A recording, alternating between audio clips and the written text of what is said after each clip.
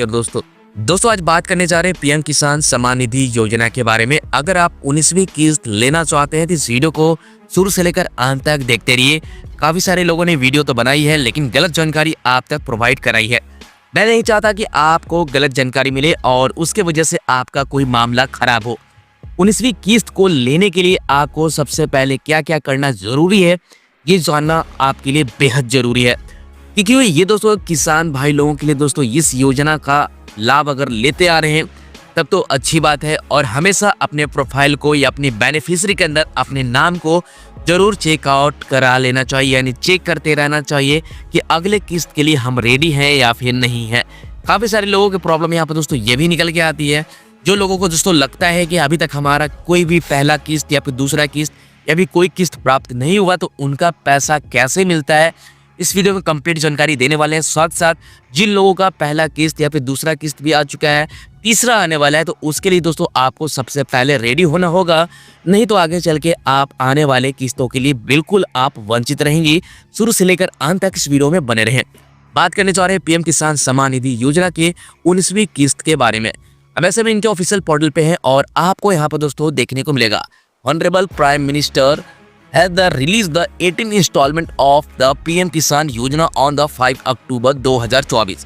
18वीं instalment को PM किसान का जो पैसा था आपको 5वें अक्टूबर को मिल चुका था। यही 5 अक्टूबर 2024 को मिल चुका था। और जैसे कि मैंने आपको बता रखा है कि साल का यानी 12 महीने में आपको 6,000 रुपये दिए जाते हैं। ठीक है, यानी कि हर एक 4 महीने पे आपको 2,000 रुपये दोस्तों देखने को मिलता है। ठीक है, 2,000 रुपये देखने को मिलता है। इसके हिसाब से अगर बात किया जाए तो अक्टूबर में अगर आपको पैसा मिला है तो ऐसा समझ लीजिए कि नवंबर दिसंबर रहेगा। उसके बाद दोस्तों यहाँ पर फिर जनवरी आ जाएगी, जो कि जनवरी 2025 हो जाएंगे। उसके बाद आ जाएगी फरवरी, और फरवरी की लास्ट वीक में दोस्तों 21 तारीख से लेकर 30 तारीख के बीच में किसी एक डेट में आपको यहाँ पर पीएम किसान की 19वीं किस्त के साथ आपको कोई भी किस्त हो सकता है। पहला, दूसरा, चौथा, 13वीं, 12वीं, 11वीं, 8वीं, 7वीं, कोई भी आपकी किस्त हो सकती है। बट आपका जो भी किस्त आएगा 19वीं किस्त के साथ ही आने वाले हैं। अगर आपका कोई भी केवाईसी में प्रॉब्लम है, चाहे आधार शीडिंग में प्रॉब्लम है या फिर डीबीटी में कोई प्रॉब्लम निकल के आ रही है, तो ऐसी कंडीशन में आपका कोई भी आने वाले किस्त का लाभ आप नहीं ले पाएंगे, आपके बैंक अकाउंट तक पैसा नहीं पहुंच पाएगा। तो चलिए इसके बारे में हम जांच कर लेते हैं, आखिर नहीं आने का रीज़न क्या क्या हो सकते हैं और हम कैसे बच सकते हैं। और फरवरी महीने के अंदर यानी 2025 फरवरी में पहला जो भी किस्त मिलेगा आपको, या फिर नए प्रोफाइल के ऊपर पहला किस्त मिल रहा है या फिर आपको 19वीं किस्त मिलने वाली है, तो उसके लिए हमें पहले से क्या क्या सेटअप करके रखना होगा, क्या क्या हमें अपनी एलिजिबिलिटी को चेक करके रखना होगा, इसके बारे में देख लीजिए। नहीं तो आगे चल के आप लेने से वंचित रहेंगे अगला किस्त जो भी आपके आने वाली होगी। इस वीडियो में दोस्तों बने रहे, वीडियो को बिल्कुल स्किप नहीं करिएगा। फिलहाल अगर हम पीएम किसान ऑफिशियल पोर्टल पे हैं, यहाँ पर आने के बाद दोस्तों नीचे में एक आपको कॉर्नर दिखाई देता है, जैसे कि आप यहाँ पर देख सकते हैं फार्मर कॉर्नर। आपको इसी सेक्शन में दोस्तों आना है और सबसे पहले आपको स्टेटस चेक करना है। अगर आप पहली बार अप्लाई किए हैं 2 महीना, 4 महीना या फिर अभी अभी आपने अप्लाई किया है, तो उसके स्टेटस को चेक करने के लिए आपको status of the self registered farmer या फिर सीएससी फार्मर के ऊपर आपको जाना है। इसके ऊपर जैसे आप क्लिक करोगे तो आपके सामने यहाँ पर 2 तरह का सेक्शन मिल जाता है। पहले आप यहाँ पर आधार नंबर एंटर करेंगे जिसके नाम से आवेदन हुआ है। ये वाले कैप्चा कोड को आपको यहाँ पर फिल कर देना है एजिटी। उसके बाद सर्च वाले बटन के ऊपर आपको सिंपली क्लिक कर देना है। तो इस तरह से आप स्टेटस चेक कर पाएंगे। आपका यहाँ पर दिखाई देगा फार्मर नेम, आपका नाम, फादर नेम आपके सामने आ जाएगा। उसके बाद यहाँ पर आधार नंबर आ जाता है, सब डिस्ट्रिक्ट, ब्लॉक क्या है, डिस्ट्रिक्ट, रीजन, रिजेक्शन होने का वो आप यहाँ पर दोस्तों देख सकते हैं। किस डेट को ये रजिस्ट्रेशन हुआ वो आप यहाँ पर देख सकते हैं। और आप यहाँ पर देख पाएंगे कि यहाँ पर अप्रूवल हुआ है या फिर नहीं। उसके बाद नीचे आपको स्टेटस दोस्तों देखने को मिलेंगे, जैसे कि देख सकते हैं verify the district and pending for the approval at the state level. इसका मतलब ये है कि डिस्ट्रिक्ट से आपका अप्रूव हो चुका है, बस स्टेट लेवल से यहाँ पर दोस्तों सत्यापन होने की बात है। यानी कि अगर यहाँ पर स्टेट लेवल से अप्रूवल मिल जाएगा तो बेनिफिशियरी के अंदर में नाम को ऐड कर दिया जाता है। मैं आपको दोस्तों जानकारी के लिए एक बार और बता दूं, यहाँ पर 3 पड़ाव आपको दोस्तों देखने को मिलते हैं पीएम किसान के अंदर। जब आप आवेदन करते हैं तो 3 पड़ाव के साथ आपको गुजरना पड़ता है। पहला आपका जो ब्लॉक होता है, जिसे ब्लॉक अंचल बोलते हैं, वहाँ से दोस्तों आपका अप्रूवल होता है जो कि नीचे स्तरीय होता है। उसके बाद दोस्तों डिस्ट्रिक्ट लेवल से आपका सत्यापन होता है। उसके बाद ही सत्यापन होता है आपका स्टेट लेवल के पास। तो फिलहाल इस कंडीशन में आप देख पाएंगे कि इस प्रोफाइल के अकॉर्डिंग, इस आवेदन के हिसाब से देख पाएंगे कि pending for the approval the state level. इसका मतलब ये है कि स्टेट लेवल के पास जाके आप ये फंसा हुआ है, वहाँ से जैसे ये वेरीफाई होता है तो हमारा बेनिफिशियरी के अंदर में नाम लिस्ट हो जाता है। अगर आपकी स्टेटस कुछ इस तरह से दिखाई दे रही है तो आपको ऐसे समझ लेना है। अगर आपका बेनिफिशियरी के अंदर आपका नाम लिस्ट हो चुका है तो आपका कुछ इस तरह से स्टेटस दिखाई देगा। दोस्तों यहाँ पर जिन लोगों का ब्लॉक, डिस्ट्रिक्ट और स्टेट लेवल से अप्रूवल मिल जाता है और वो स्टेटस देखते हैं तो कुछ इस तरह से स्टेटस में शो होता है। जैसा कि आप यहाँ पर देख सकते हैं कि farmer has already been registered on the PM Kisan portal, please check your the status from the farmer corner under the beneficiary. कहने का मतलब ये है कि आपका पीएम किसान के पोर्टल पे आपका बेनिफिशियरी के अंदर नाम को ऑलरेडी ऐड कर दिया गया है और आप करेंगे क्या कि फार्मर कॉर्नर के सेक्शन में जाना है, यानी पीएम किसान के पोर्टल पे जाने के बाद फार्मर कॉर्नर के सेक्शन में जाना है और अपने बेनिफिशियरी को स्टेटस के रूप में चेक करना है कि आपकी स्थिति क्या है। अगर आपका स्टेटस कुछ इस तरह से दिखाई दे रहा है तो आप क्या समझेंगे, कैसे चेक करेंगे, चलिए वो आपको बता देते हैं। अब ऐसे में जैसे आप पीएम किसान के ऑफिशियल पोर्टल पे आप आते हैं तो आपका कुछ इस तरह से फर्स्ट टाइम आपकी साइट यहाँ पर दोस्तों दिखाई देने वाली है। जैसे आप नीचे स्क्रॉल करेंगे तो इसी कॉर्नर की बात दोस्तों यहाँ पर किया जा रहा है, जो कि फार्मर कॉर्नर है। आप यहाँ से स्टेटस चेक कर पाते थे कि आपने जो नया आवेदन किया है उसकी स्थिति क्या है।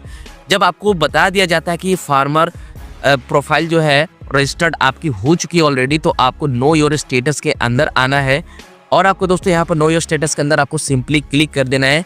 आपको यहाँ पर सबसे पहले रजिस्ट्रेशन नंबर आपको निकालनी होगी और ये वाले कैप्चा कोड को आपको यहाँ पर फिल कर देना होगा। यानी कि आपको फार्मर आईडी यानी रजिस्ट्रेशन आईडी नंबर डालेंगे, उसके बाद यही वाले कैप्चा कोड को यहाँ पर फिल करेंगे, उसके बाद गेट ओटीपी के ऊपर क्लिक कर देंगे।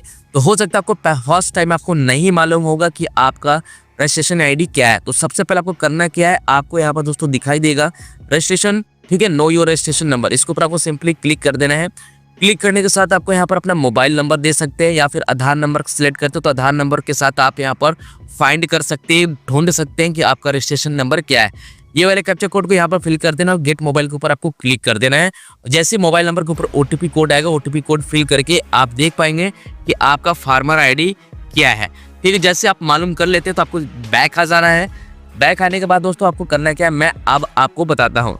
जैसे आपको दोस्तों पता चल जाता है कि फार्मर आईडी आपकी क्या है तो आपको दोबारा से साइट के ऊपर आना है। उसके बाद दोबारा से यहाँ पर नो योर स्टेटस के ऊपर क्लिक कर देना है।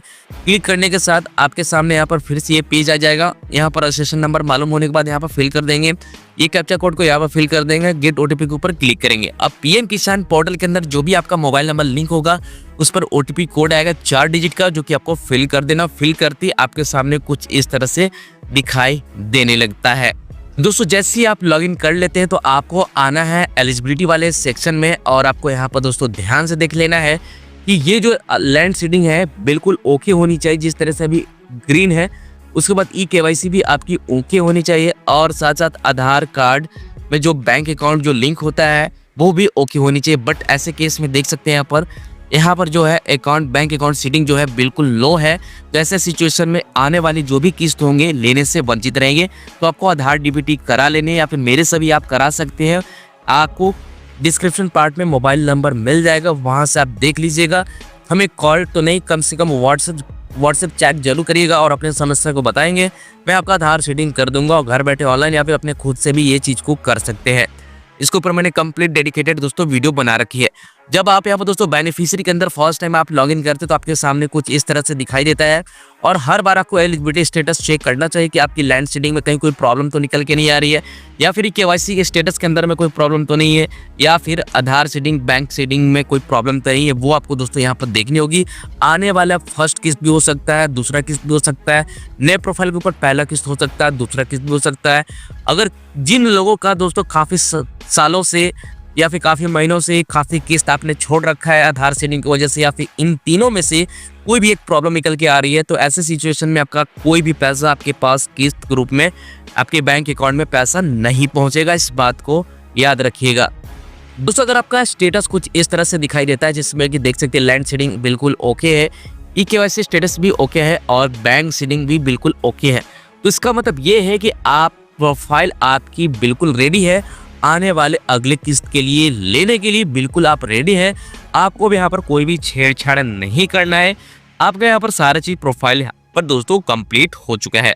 तो इस तरह से अपने बेनिफिशियरी को लॉगिन कर सकते हैं पीएम किसान के पोर्टल पे आने के बाद, और इस तरह से आपको चेक कर लेना है। अगर इसमें से कोई भी प्रॉब्लम निकल के आती है तो आप इसे सॉल्व नहीं कर पाएंगे, याद रखिएगा।